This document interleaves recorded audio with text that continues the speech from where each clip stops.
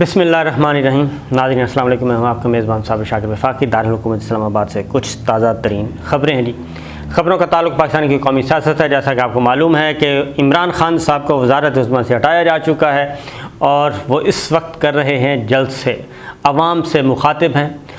2 जलसे आज तक उन्होंने किए हैं। पहला जलसा उन्होंने पेशावर किया और दूसरा किया कराची। दूसरा जलसा था, उसका हम आपको बताते हैं क्या रिस्पांस था और उसमें उन्होंने मैसेज क्या दिए। तकरीरें तो आपने सुनी होंगी, बराह रास्त सुनी होगी, लेकिन उस तकरीर में इमरान खान साहब ने कुछ पैगामात दिए हैं और मेरे ख़्याल में इमरान खान साहब आहिस्ता आहिस्ता अपना जो हदफ उन्होंने मुकर्रर किया हुआ है उस हदफ की तरफ जा रहे हैं।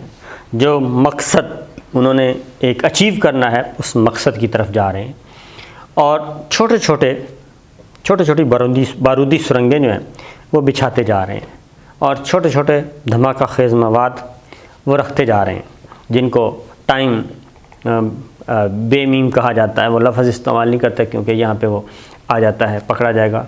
टाइम बेमीम वो लगा दिए हैं, वो लगाते जा रहे हैं और आगे बढ़ते जा रहे हैं और उसमें उनको जो रिस्पांस मिल रहा है वो बड़ा ही खौफनाक हद तक है। ये कराची में जलसा था और वो पहुँचे हैं। कराची में एक दिन पहले ही लोगों ने वहाँ पे आना शुरू कर दिया और वहाँ पे एक मेले जैसा समा था और आम तौर पर ये तासुर था मुत्तहिदा कौमी मूवमेंट ने भी पलटा खाया और वो पाकिस्तान पीपल्स पार्टी के साथ उसने इत्तेहाद बना लिया। तहरीक अदम एतमाद के नतीजे में वो पलटा खाई और क्रॉस किया और ठा करके पीपल्स पार्टी के साथ जाके मिल गई, एक मुआहिदा किया और उनका ख़्याल था क्योंकि दर पर्दा जो चीज़ें हैं, दर पर्दा अंदरून खाना इस मुआहिदे की कुछ तो चीज़ें बाहर आ गई हैं, कुछ चीज़ें अंदर छुपी हुई हैं उस मुआहिदे की और उसमें कुछ गारंटर्स हैं। गारंटर्स कुछ तो हम सबको पता ही है कौन से हैं और कुछ का नहीं भी पता। वो गारंटर्स अपोजिशन के अंदर भी मौजूद हैं और अपोजिशन के बाहर भी मौजूद हैं। अपोजिशन मीन जो इस वक्त हुक्मरान इत्तेहाद है उनकी मैं बात कर रहा हूँ, तो उस वक्त अपोजिशन में थे ये, तो गारंटर्स भी मौजूद हैं। एक किया था मामला, वो ये था कि शहरी इलाकों का जो मैंडेट है उसको डिस्टर्ब नहीं किया जाएगा। पीपल्स पार्टी MQM के साथ सीट एडजस्टमेंट करेगी और कराची का मैंडेट वापस दिलाया जाएगा MQM को और PTI के मुकाबले में इलेक्शन लड़ेंगे हम मिलकर, पीपल्स पार्टी और मुत्तहिदा कौमी मूवमेंट ये मिलकर इलेक्शन लड़ेंगे और सीट एडजस्टमेंट करेंगे। एक आध सीट जो है वो पाकिस्तान पीपल्स पार्टी को दे दी जाएगी और एक आध सीट मुस्लिम लीग नवाज़ को दे दी जाएगी। बाकी मुस्लिम लीग नवाज़, पीपल्स पार्टी और पाकिस्तान मुत्तहिदा कौमी मूवमेंट ये तीनों मिल के इत्तेहाद बनाएंगे और PTI को वहाँ से फ़ारिग करेंगे कराची से। ये है वो प्लानिंग थी जो कि हिडन है। अब आ गया है, मैदान सज गया है। कराची के अवाम ने कल 2 दिन, इमरान खान साहब तो कल गए, उससे एक दिन पहले ही कराची के अवाम ने निकलना शुरू कर दिया और मैं वाक़तन हैरान हूँ कि वाक़तन कराची और ख़ास तौर पे उर्दू स्पीकिंग क्लास जो है वो बहुत ही शऊर रखती है और वो मैसेज पे गए हैं। इमरान खान जो मैसेज दे रहे हैं उस मैसेज को वो फॉलो कर रहे हैं। 4-5 बातें उन्होंने वाज़े तौर पे की हैं। नंबर 1, उन्होंने एक पैगाम दिया, ये ख़ास तौर पे उनके लिए पैगाम है जो आंखें बंद करके बैठे हैं, जिन्होंने इमरान खान का सियासी कत्ल होने दिया और अपने आप को कहते रहे कि हमारा तो सियासत से कोई लेना देना नहीं है। ये उन लोगों के लिए पैगाम है कि जो उसके मुकाबले में जिनको लाया गया है और जिनको आने से रोका नहीं गया, उनमें से कौन कौन शामिल है। उनमें शामिल है शरीफ फैमिली, जनाब नवाज़ शरीफ साहब, जनाब मरीम सफदर साहिबा, जनाब शहबाज शरीफ साहब, जनाब अय्याज सादिक साहब, जनाब राना सनाउल्लाह साहब, ये मुस्लिम लीग नवाज़ है और जो सरेआम अफवाज पाकिस्तान को, जर्नैलों को लताड़ते रहे, गालियां देते रहे, धमकियां देते रहे और पीपल्स और सुप्रीम कोर्ट को भी, अदलिया के जजों को भी, इदारों को भी, सबको। उसके बाद हैं पीपल्स पार्टी, वो भी यही काम करती रही। मौलाना फजलुर रहमान साहब यही काम करते रहे, मोहसिन दावड़ अली वज़ीर यही काम करते रहे, और महमूद खाना चक्री साहब यही काम करते रहे। बाकी किसका नाम लें, बाकी भी जिसका नाम लेते जाएंगे वो इस कैटेगरी पे पूरे उतरते हैं। तो एक तो इमरान खान साहब ने पैगाम दिया लोग अपने कारकुनान को, वोटर्स को, सपोर्टर्स को, शहरियों को कि हम पीसफुल रहेंगे, हमारी तहरीक और ये हमारा जो एहतजाज है ये पीसफुल पुरअमन होगा, किसी किस्म का कोई तशद्दुद हमने इख्तियार नहीं करना। नंबर 1, हमने किसी इदारे के ख़िलाफ़ बात नहीं करनी, ना किसी जज को, ना किसी जर्नैल को, किसी को नहीं हम हिट करेंगे, टच करेंगे और प्रोपेगेंडा करेंगे, और आइन के अंदर रहते हुए अपनी जिद्दोजहद को आगे लेके जाएंगे और अपने हदफ की तरफ बढ़ेंगे। ये बात उन्होंने वाज़ेह तौर पे कह दी। फिर ख़ास तौर पे कल उन्होंने अपनी तकरीर में फ़ौजी जवानों का ज़िक्र किया, फ़ौजी जवान जो अल्लाह को प्यारे हो गए हैं, जो वतन पे कुर्बान हो रहे हैं, उनका ज़िक्र किया और बताया। और फिर ये भी बताया जो उन पे तालिबान खान का इल्ज़ाम लगाते हैं और दहशतगर्दी के ख़िलाफ़ जंग, और उन्होंने कहा कि एब्सोल्यूटली नॉट। मैंने क्यों कहा था एब्सोल्यूटली नॉट? इसलिए कहा था कि वज़ीर आज़म, जो मुल्क का वज़ीर आज़म होता है, वो बाप की तरह होता है। वो 22 करोड़ शहरियों का, पाकिस्तान के जो 22 करोड़ शहरी हैं, उनका वो कस्टोडियन होता है, और उसमें फ़ौज भी शामिल है। खान साहब ने ये मैसेज दिया कि जनाब मैंने एब्सोल्यूटली नॉट इसलिए कहा था कि मैं, यानी कि पाकिस्तान और हमारी फ़ौज और हमारी फ़ौज के जवान किसी दूसरे मुल्क की जंग का हिस्सा क्यों बने, किसी दूसरे मुल्क की जंग के लिए अपनी जानें क्यों कुर्बान करें। हमारे शहीदों का खून, हमारे फ़ौजी जवानों का खून इतना सस्ता नहीं है कि वो दूसरे मुल्कों की पराई जंग में वो खून ज़ाया हो। इसलिए वो कहते हैं कि मैं कस्टोडियन था और मैंने ये ज़िम्मेदारी से पूरी बात की, और दोबारा भी मौका मिला तो यही कहूँगा एब्सोल्यूटली नॉट। उसकी वजह यह है कि हम क्यों फ़ौजी अड्डे दें, क्यों हम अपनी सरज़मीन इस्तेमाल करने दें किसी को, क्यों हम अपनी सरज़मीन से ड्रोन हमले करवाएं, और वो भी किसी दूसरे मुल्क पे। तो ये तो बात एक हो गई कैटेगरी क्लियर। और ये मैसेज दिया अफ़वाज पाकिस्तान के तर्जुमान को कि जनाब एब्सोल्यूटली नॉट, मैंने सही कहा था और अड्डे मांगे गए थे। और उसकी वजह यह है कि मैं फिर कहता हूँ कि इस बहस को जितना ज़्यादा आगे लेके जाया जाएगा और जितने ज़्यादा कॉलम लिखवाए जाएंगे, उसका कोई फ़ायदा नहीं है। ये चीज़ रिकॉर्ड पे है, न्यूयॉर्क टाइम्स के रिकॉर्ड पे है, वाशिंगटन पोस्ट के रिकॉर्ड पे है, वॉइस ऑफ अमेरिका के रिकॉर्ड पे है, हर चीज़ रिकॉर्ड पे मौजूद है। और यहाँ तक के कांग्रेस, जो अमेरिकन कांग्रेस है, उसके रिकॉर्ड पे भी मौजूद है ये चीज़। तो लिहाजा एक तो उन्होंने ये जवाब दे दिया। दूसरा, लेकिन तहज़ीब के दायरे में रहते हुए किसी को धमकी नहीं दी, किसी को ये नहीं कहा, लेकिन चूँकि वो ज़ाहिर है प्राइम मिनिस्टर ऑफ पाकिस्तान रह चुके हैं और दोबारा स्ट्रगल में शामिल हैं, तो वो ये किसी सूरत में भी वो ये नहीं इस बात पे खामोश नहीं रहेंगे कि उनको झूठा साबित किया जाए। वो इसका जवाब देंगे और बड़े अच्छे तरीके से देंगे। नाम लिए बगैर उन्होंने बड़ा सलीके से उन्होंने बता दिया। नंबर 2, साजिश थी या मुदाखलत थी? तो वज़ीर आज़म इमरान खान जो कि साबिक हैं, उन्होंने पूछा अपने सामने बैठे हुए अवाम से, उन्होंने कहा बताएं ये साजिश थी? तो सारों ने कहा साजिश थी। तो इसका बस यहाँ तक उन्होंने वो साजिश और मुदाखलत के चक्रों में नहीं पड़े, उन्होंने लोगों से पूछा और कन्वे कर दिया कि ये बात है। तो साजिश क्या होती है और मुदाखलत क्या होती है?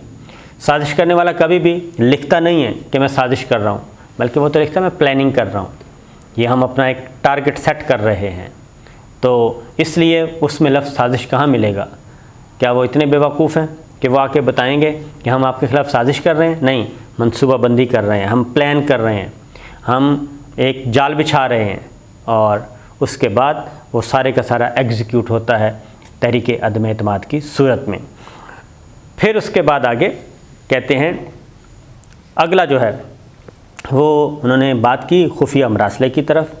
उन्होंने कहा वो एक हकीकत है, हकीकत रहेगी, और फिर ये भी कह गए कि उसमें किसी किस्म की कोई छेड़छाड़ करने की ज़रूरत नहीं है, बल्कि बड़े ही उन्होंने मासूमियत से एक बात कहते कहते आगे निकल गए और उन्होंने कहा कि उसमें काफ़ी कुछ है, इसलिए इससे ज़्यादा बेहतर है कि बात ना की जाए।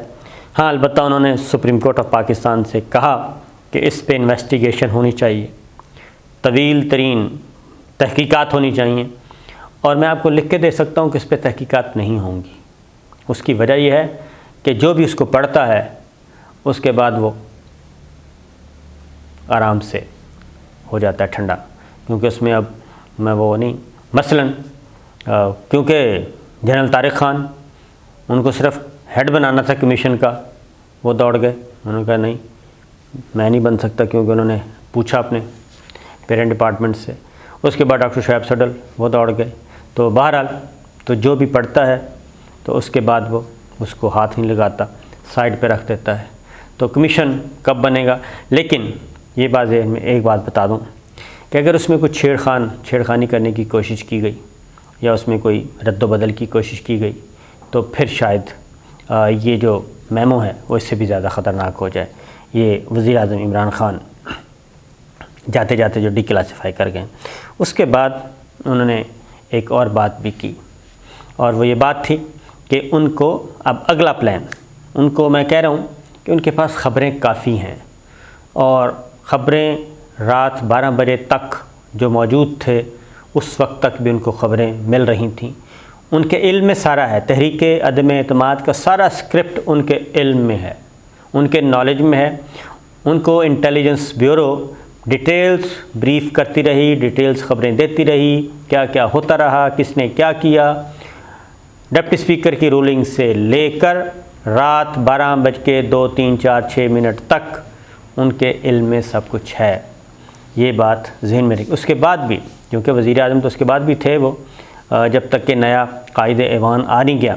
एक और बात भी थी, और वह थी कि उन्हें मैच से आउट करने की कोशिश की जा रही है, मैच फ़िक्स। उन्होंने कहा पहले भी मैच फ़िक्स हुआ है, मुझे पता चल गया था कि तहरीक एतमाद का मैच फ़िक्स है। और अब अगली बात उन्होंने कहा कि मैं तो पुरअमन तौर पे जिद्दोजहद करता रहूँगा और निकलूँगा, इलेक्शन करवाऊँगा, इलेक्शन तक हम घर नहीं बैठेंगे। लेकिन पता चला है कि मुझे फ़ॉरेन फंडिंग केस में पूरी की पूरी पार्टी को फ़ारग किया जा रहा है। ये बात दुरुस्त है, क्योंकि अब उनको अंडर प्रेशर रखने के लिए, इमरान ख़ान साहब को प्रेशराइज़ करने के लिए ये सब कुछ किया जा रहा है। और आपको मालूम है कि इमरान ख़ान साहब को जब वो वज़ीर आज़म थे भी तो सिस्टम सपोर्ट नहीं कर रहा था, सिस्टम उनको रेजिस्ट करता था। इदारों के जो हेड्स हैं उनको रेजिस्ट करते थे, तमाम इदारों की मैं बात कर रहा हूँ, रेजिस्ट करते थे। इलेक्शन कमीशन ऑफ पाकिस्तान के चेयरमैन, वो उन्होंने सबसे पहले उन्होंने अपोजिशन शुरू की थी, और सेनेट के जो इलेक्शन हुए थे वहीं से उन्होंने शुरू कर दी थी और रेजिस्ट करना शुरू कर दिया था। और वो गवर्नमेंट की पॉलिसीज़ को भी नहीं ले रहे थे, और गवर्नमेंट इवन लेजिस्लेशन की उसको भी उन्होंने अब्जॉर्ब नहीं किया, बल्कि उसके भी ख़िलाफ़ जा रहे थे। और उसकी वजह यह है कि जबकि अब शहबाज शरीफ साहब आए हैं तो चश्मे माँ रोशन दिल माँ शाद वाली कैफियत है। यहाँ तक कि कौमी असम्बली का इजलास भी शहबाज शरीफ साहब ने बुलवा लिया। ये जो कल हुआ उसमें उन्होंने इजलास बुलवा लिया, और ये ख़बरें आईं कि जी प्राइम मिनिस्टर ने बात की असम्बली सेक्रेटेरिएट हमले से, अफसरों से, तो उन्होंने कहा हाँ हो सकता है, लिहाजा उन्होंने इजलास बुलवा लिया। तो ये भी हो रहा है। तो अगर इमरान ख़ान साहब के ज़माने में होता तो सवाल ही पैदा नहीं होता। तो इसलिए इमरान ख़ान साहब को बहुत अच्छी तरह अंदाज़ा है कि उन्हें किस किस ने मारा और किसने मिलकर मारा, ये सारी चीज़ें। तो अब वो कह रहे हैं फ़ॉरेन फंडिंग में उनको गिराने की कोशिश की जा रही है। फिर चेयरमैन नैब कह रहा हूँ, डीजी नैब का जिक्र किया उन्होंने, लाहौर वाले का, सलीम शहजाद साहब को इमरान ख़ान साहब ने जब पूरी उनके पास डिटेल्स आई कि किस तरीके से लाहौर में फ़िक्सिंग हो रही है, तो चेयरमैन नैब के इल्म में लाया गया। तो चेयरमैन नैब ने डीजी नैब को तब्दील कर दिया था।